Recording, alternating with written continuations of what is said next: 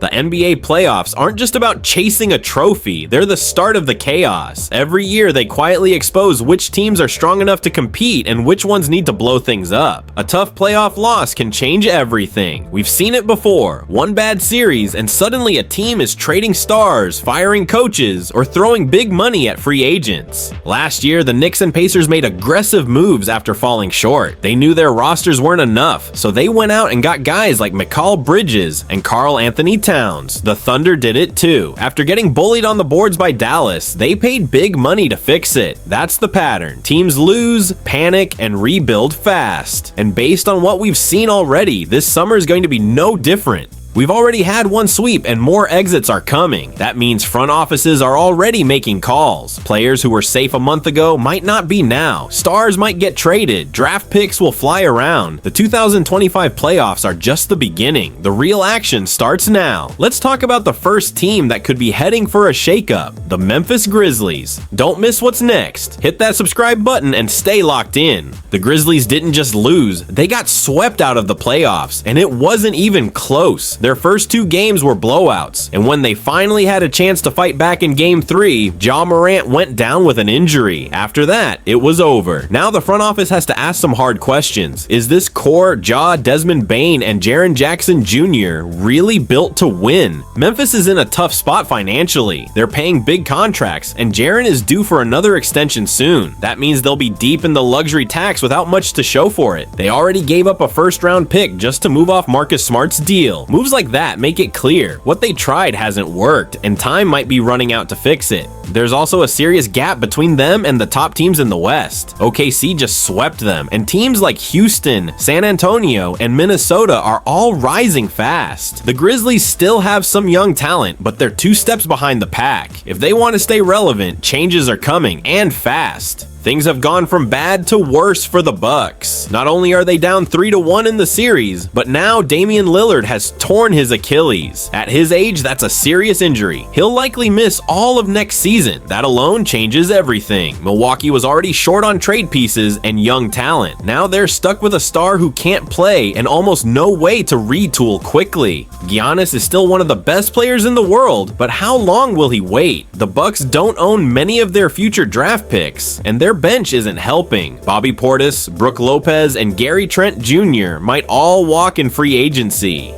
Kyle Kuzma is one of the few players they could trade, but his value isn't high.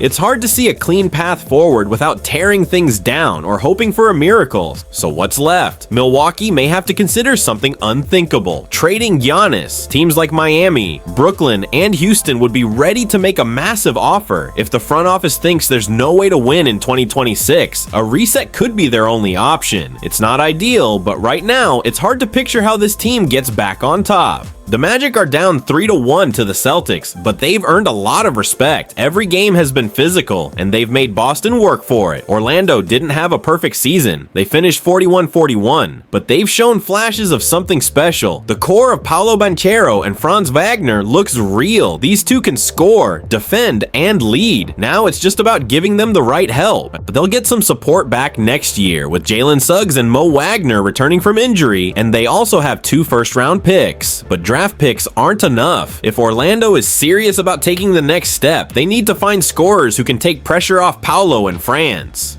Guys like Cam Johnson or Colin Sexton could fit that need. Even one reliable shooter could make a huge difference for this team. The Magic don't need to rebuild, they need to reload. Their defense is already strong, their effort is never a problem. What's missing is consistent offense. If they make the right move this summer, Orlando could be a top 5 seed in the East next year. They're young, hungry, and closer to breaking through than people realize. The Lakers are down 3-1 to Minnesota, and it's clear what's holding them back: size and defense. They tried fixing that at the trade deadline by going after Mark Williams, but the deal fell through. Now they're paying the price. Jackson Hayes hasn't been the answer, and it's showing up in every game. Anthony Edwards has been the best player in the series, and the Lakers have no response inside. This offseason might be their last real shot. LeBron James will be 41 next season, and while he's still playing at a high level, time isn't on their side. The front office has to go all in. That could mean trading away role players like Jalen Hood-Schifino, or even packaging future picks to get a rim protector or a consistent bench scorer. The goal is simple: give LeBron and AD one more chance to make a real run. They can't afford another early exit. The bench hasn't helped, and they've looked worn down late in games. If the Lakers want to stay competitive, they need to be aggressive. Waiting for things to fix themselves isn't an option anymore. Every decision now has to be about winning in 2026 before the window officially closes. The series between Denver and the Clippers has been close, but the pressure is heavier on the Nuggets. Just 2 years ago, they were champions. Now they're in danger of falling in the first round. If that happens, Denver's front office might not sit still. With rising salaries and a thin bench, they could be forced to shake things up fast. Jamal Murray, Michael Porter Jr., or even Aaron Gordon could be on the trade table if the team wants to stay under the luxury tax while still giving Nikola Jokic a better shot next year. Denver's ownership hasn't shown much interest in spending big, and if the current core loses early, it becomes harder to justify keeping it together. They're running out of excuses, and Jokic can't carry everything on his own. Meanwhile, the Clippers might take the opposite route. Even if they lose this series, they could run it back. Health has been their biggest issue, not talent. If Kawhi, Harden, and the rest are available, they still have a shot. They might just re-sign a few players like Ben Simmons, make some small changes, and hope for better luck next year. For Denver, though, another step back would mean it's time for real changes. The Rockets have the pieces. They're young, physical, and have tons of assets. But there's one problem: Jalen Green hasn't been consistent.